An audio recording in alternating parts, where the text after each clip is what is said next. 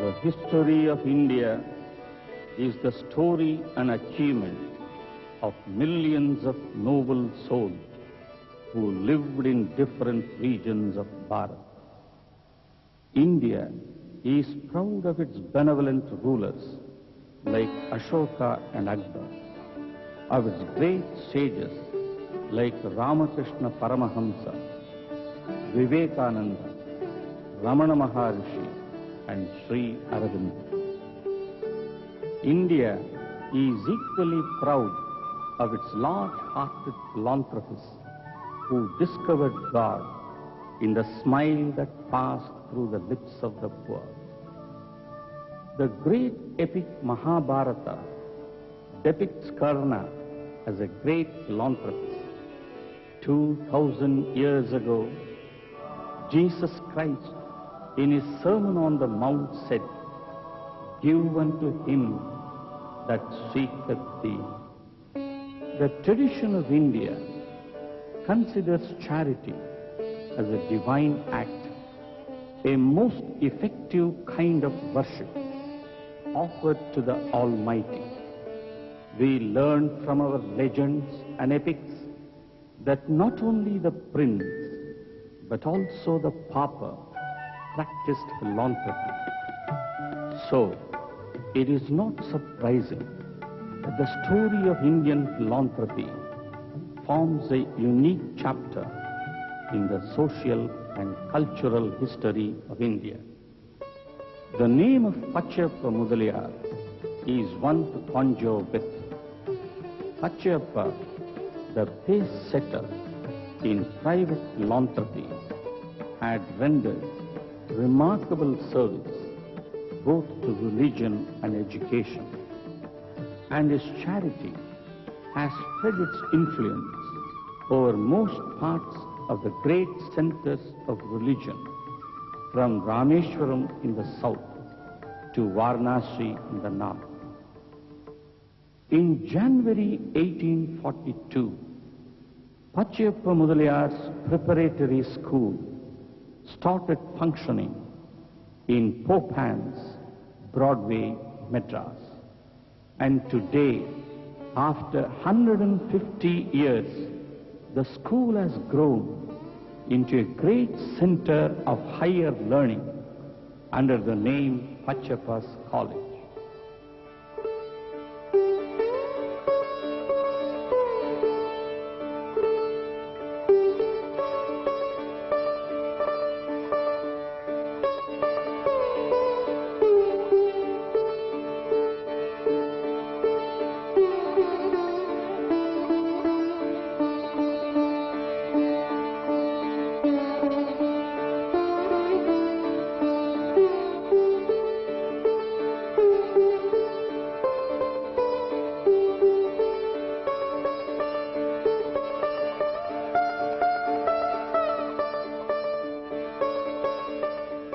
While celebrating the post-centenary golden jubilee of this ancient institution, we, the members of the Pachaiyappa's family, offer our reverential salutations at the feet of our beloved founder, Pachaiyappa Mudaliyar.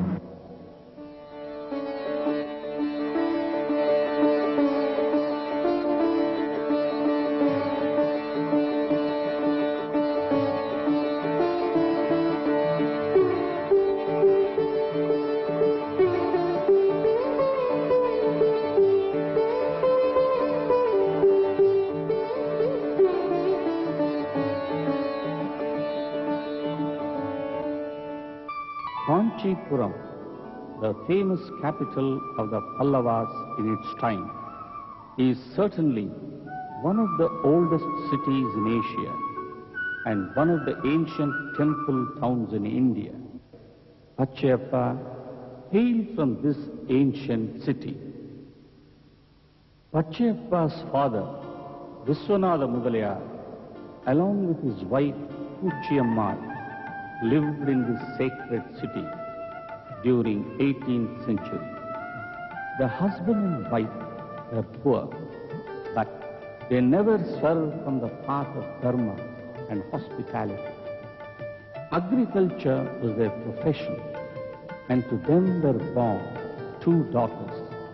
The elder was named Subbammal and the younger Achamma. When these 2 children were still young and playing, Pachaiyappa conceived another child. Alas, the cruel hands of fate conspired against the family.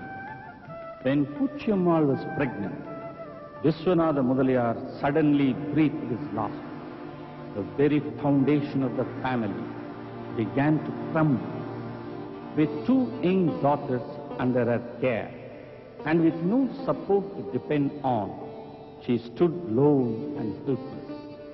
Viswanatha Mudaliyar had a very dear friend by name Reddy Raya at Periyapalayam, some 40 miles to the northeast of Kanchipuram. The widowed mother Pachaiyappa, with her 2 daughters and a 3rd child in its embryo, walked towards Periyapalayam in search of solace and shelter. கொட்டின்முடி ஈரன்முடி வெட்டியே வலதுகால் கொடிமெடி திட்டமுனியே சுங்காம நாதர் ஊர் இங்கேடா மயமா சுயமதாய் வந்தமுனியே சுடர்வர்ண ராட்சதர் bill சூனியமெல்லாம் துண்டிக்க வந்தமுனியே. The unfortunate bereaved Pachaiyappa, along with her 2 children, reached Periyapalayam in that dark hour of her life. Here, she sought the help of Reddy Raya, an old friend of the family. It is believed that when Pachaiyappa's father, Viswanatha Mudaliyar, was alive, he used to visit this village to take part in the famous Shakti temple festival, along with his friend Reddy Raya. He welcomed the orphaned family and offered them shelter.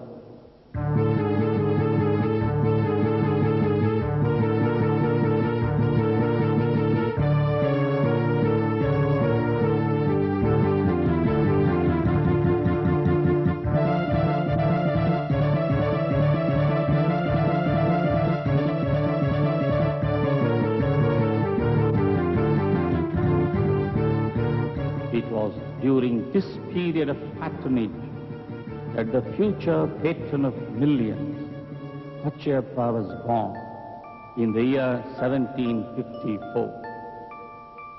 The child was handsome and charming, with a very fair complexion, a broad forehead, and bright, intelligent eyes.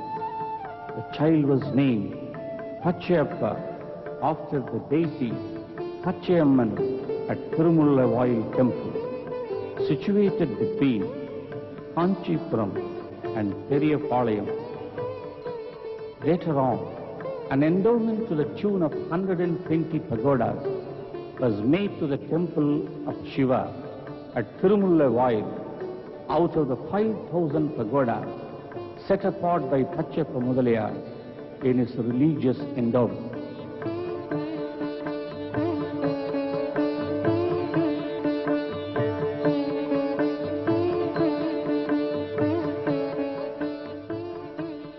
The family of Pachaiyappa stayed on at Periyapalayam under the affectionate care of Reddy Raya. On an auspicious day, the child Pachaiyappa was sent to the village vernacular school. There, as he was just learning the Telugu alphabet, another calamity rocked the family. Reddy Raya, the only friend of the family and the pillar of strength, suddenly sickened and died. The mother was upset by the anxieties caused by this calamity. Whose help was she to seek? How was she to save her little family from sinking poverty? When the children pressed round for food, the poor mother would give them only a glass of water.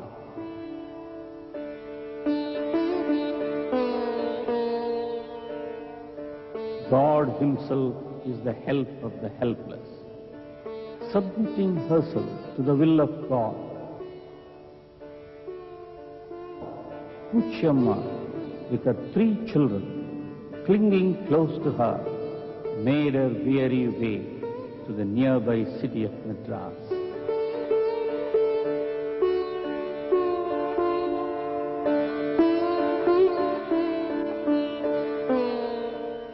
The family of Pachaiyappa settled in Swami Mestri Street, northwest of Fort St. George, Madras.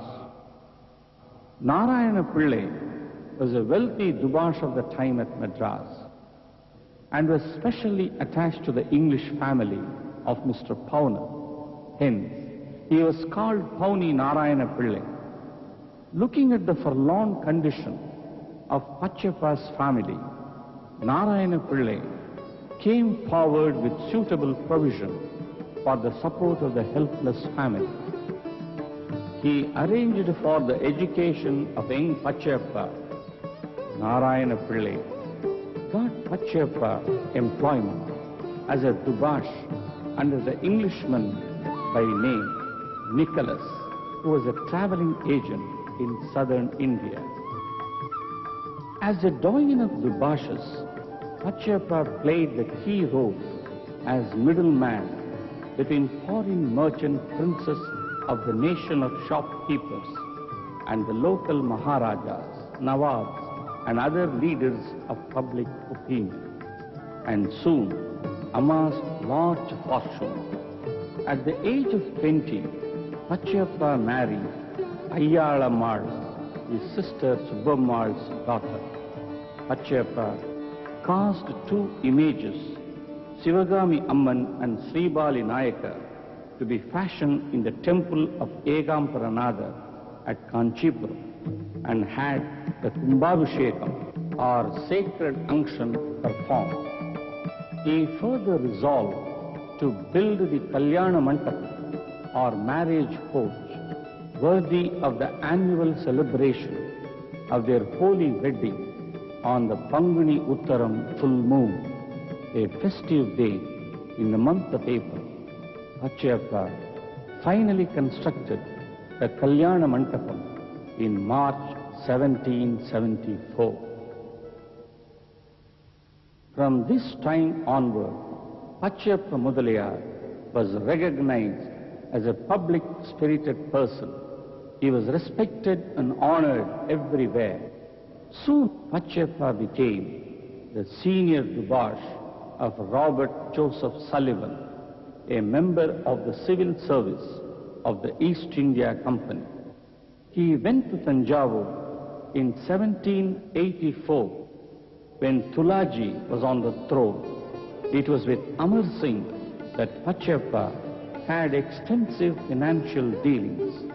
He acted as a financial agent between Tanjavur king and Madras government. He was also the company's Dubash in making remittance of the annual tribute and other amounts due in proper specie.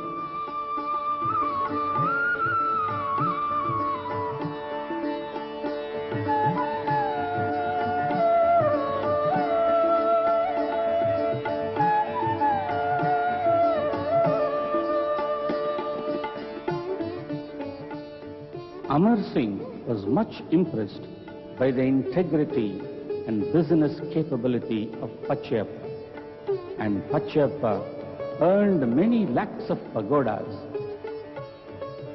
Whatever the pleasure of business, he never denied his sympathy to the poor and helpless, and punctually performed his religious duties each day conducive to peace and happiness. He took care to check low desires by taking to the study of religious books or listening to the exposition of their meaning by competent scholars and to the discussion of pandits or to sweet discourses of music. Having lived with his wife Ayyalammal without issues for a long period of 17 years, Pachaiyappa married a woman from Vedaranyam, as she is frequently called in the records. Her name was Pachaiyappa. The second wife, Pachaiyappa, gave birth to a girl. Unfortunately, this girl died soon after the demise of her mother towards the end of 1794.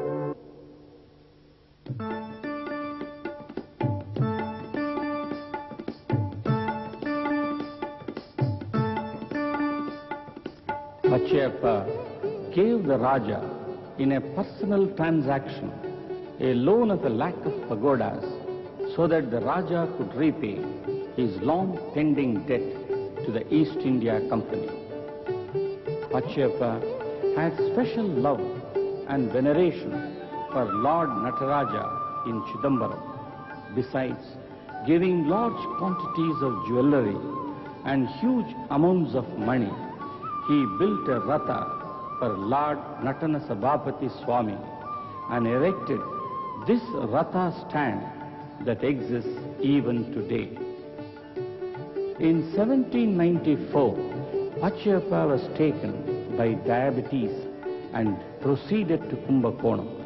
There, he wanted to build a chowtry near the Brahmin settlement at a considerable cost. It was during the progress of this chowtry work that he began to feel that the sand in the hourglass of his life was fast running out, and he abandoned all concern for the pleasures of this world. He perceived the unreality and short-lived existence of riches, however immense, and felt that a clear, undiminished vision of things will deliver him from darkness and confer the felicity of heaven.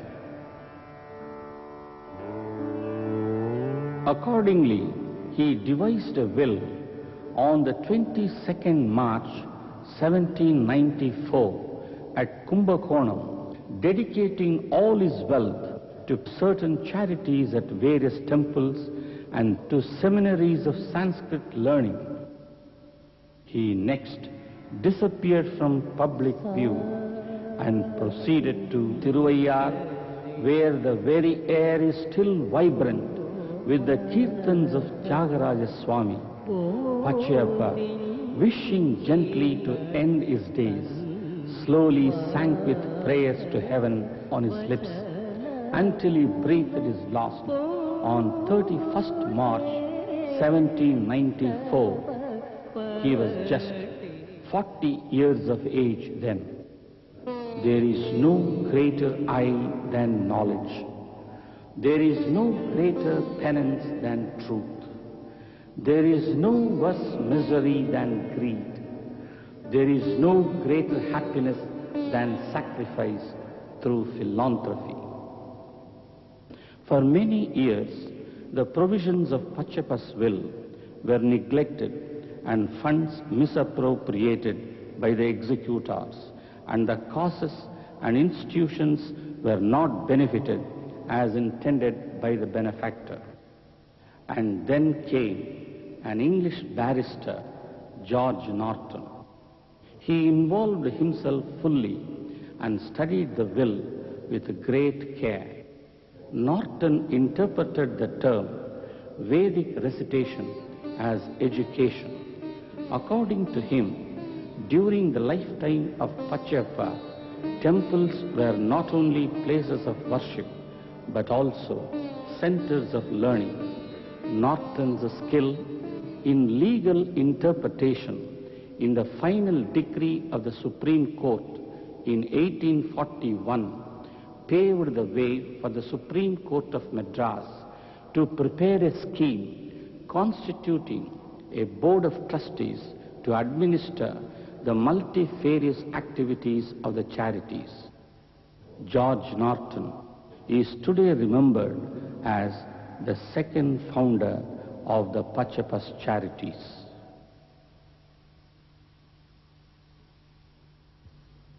According to the Supreme Court decree dated 30th October 1832, the management of the Pachaiyappa's charities was delegated to a committee consisting of 9 members. The trustees held their first meeting on 9th October 1841. under the chairmanship of Police Raghavachari. The trustees established a school in Madras in January 1842 under the name Pachaiyappa Mudaliyar's Preparatory School. The foundation stone of this building was laid by George Norton on 2nd October 1846. While laying the foundation stone for this building, George Norton spoke. No such example of precedent as this has ever occurred before in India, to lay the foundation of a magnificent structure dedicated to the sole purpose of intellectual elevation. We may look in vain throughout the vast Indian Empire for an institution of such a character. The completed building was designed on the model of the Temple of Theseus in Greece. The new building was formally opened by the governor, Sir Henry Pottinger, in 1850.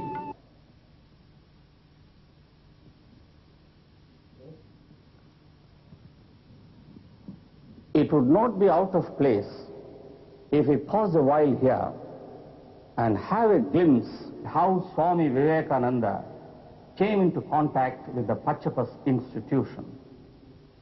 This is Castle Karnan, where Swami Vivekananda stayed in Madras. This castle has now been renamed Vivekananda House. At Madras, the Swami was on the high road to public recognition. The young men of Madras gathered round the Swami at this time. The foremost among them was Alasinga Perumal, the headmaster of the Pachaiyappa's high school attached to the Pachaiyappa's college. Alasinga Perumal begged from door to door for raising a fund for Swamiji's passage money to America. Gandhiji arrived in Madras on 14 October 1896. On 26 October at 5:30 p.m., a public meeting was arranged in the Pachaiyappa's hall. The visit of Gandhiji was hailed as a great success by all the leading newspapers, and it enhanced the prestige of the Pachaiyappa's institution. Professor M. Ratnaswami became the first Indian principal. On 7th September 1927, for the second time, Mahatma Gandhi visited the Pachaiyappa's college to involve the students in the freedom struggle of India. In 1927, when K. Chinnathambi Pillai became the principal, a chain of events occurred which ultimately led to the shifting of the college from the crowded esplanade to the quiet Chetpet. In 15 months, 2 new buildings, one for arts and one for science, came up. The buildings resembled the institutions in Italy and France. The new buildings were declared open by Sir Arthur Hope, Governor of Madras, on 12th August 1940, when C.D. Rajeshwaran was the principal. Stands out unique in as much as the statue of Pachaiyappa Mudaliyar was unveiled on 5th January 1963 by Dr. S. Radhakrishnan, the then President of India.